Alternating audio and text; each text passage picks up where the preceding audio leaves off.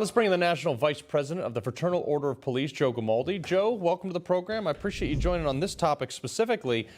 You have people coast to coast right now, okay, leaving their car doors open and windows rolled down in California so people don't break them. You have United States Congresswoman carjacked at 2:45 in the afternoon, and you have massive surge in crime all over major cities. And here we are, these lawmakers are saying, you know what, we got to reform police, we got to defund them. But all of a sudden, when it hits their shores, they're like, maybe we should refund them. Yeah, I think what you're seeing right now is the toxic cocktail that has been shoved down the throats of law-abiding Americans in this country. And that cocktail is basically rogue prosecutors like Larry Krasner in Philadelphia who are not prosecuting violent criminals. We have the continued demonization and denigration of law enforcement. And then we have bail reform, which has been an unmitigated disaster wherever it has been tried.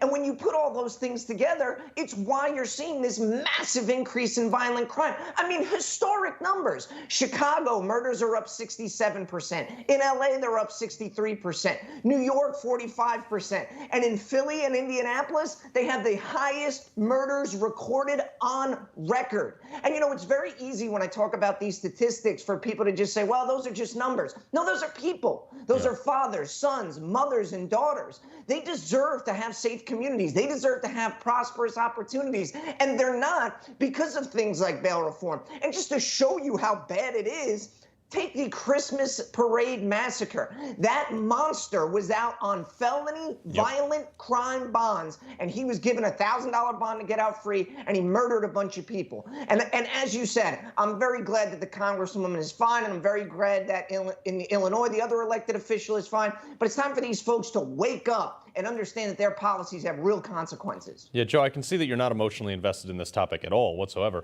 But that said, but on a more serious note, though, you know, people like me who sit on the sidelines and reap the benefits of the protection of our law enforcement officers, we appreciate everything they do. And for them to sit back and get armchair quarterback for 9 months after they had a split-second time to make that decision, I think it's a travesty. But my question would be, in what world would bail reform, reducing bail to zero or almost zero, be a good idea for keeping our streets safe? Well, it's not a good idea. And we have actual charitable organizations who are hoodwinking the public to tell them, like the Bail Project in Indianapolis, to say, we're just helping people who can't make bail. You know, the poor mother who shoplifted a loaf of bread. That's not the people they're helping. No. You know who they're helping? Violent, repeat felons. Even on their website in the Bail Project, they say they don't support ankle monitors, meaning they want to bond people out on multiple felony bonds, some for murder, and they don't even want to put an ankle monitor on them.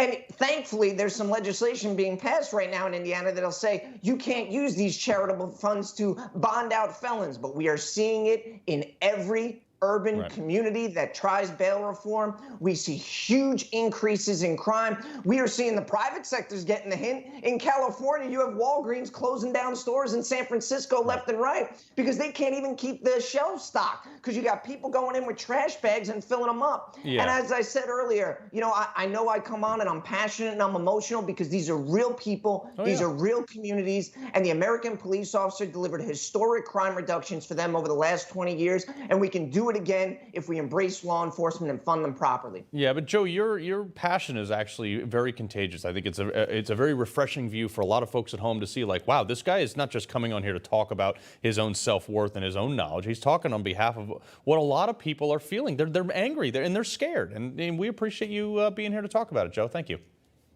Thanks for having me on. Merry Christmas. You too. Hey, I'm Rob Finnerty. Thanks for watching. If you enjoyed this video, please join the conversation in the comments below. Don't forget to subscribe, too. Hit the bell icon to be alerted to breaking news. And remember, there's a whole lot more on Newsmax TV, America's fastest growing cable news network. Newsmax TV, we're real news for real people.